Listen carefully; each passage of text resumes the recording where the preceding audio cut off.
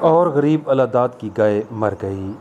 جی ہاں، گزشتہ روز منڈی جت والا میں ٹھیکیدار کے کارندوں کے ظلم کا شکار ہونے والی بے زبان گائے، جسے تشدد کا نشانہ بنانے کے بعد گڑھے میں دھکیل دیا گیا تھا، اندرونی چوٹوں کے باعث جاں بر نہ ہو سکی اور ہلاک ہو گئی ہے۔ غریب الاداد بیٹیوں کے جہیز کے لیے گائے بیچنے منڈی پہنچا تو یہ سانحہ ہو گیا۔ ذرائع کے مطابق آج تھانہ ریتڑا میں اس ظلم کے خلاف درخواست بھی دے دی گئی ہے، مگر سوال یہ اٹھتا ہے کہ اب کوئی بھی کارروائی غریب الاداد کے نقصان کا ازالہ کر پائے گی؟ بے زبان جانور پر کیے گئے ظلم کا ازالہ کیسے ہوگا؟ تھوڑا سا جرمانہ یا شاید چند ماہ کی سزا بے زبان جانور پر کیے گئے ظلم کا مداوع بن سکتا ہے؟ یقیناً نہیں، مگر میرے رب کی عدالت اپنا انصاف ضرور کرے گی کہ اس کے ہاں دیر ہے اندھیر نہیں۔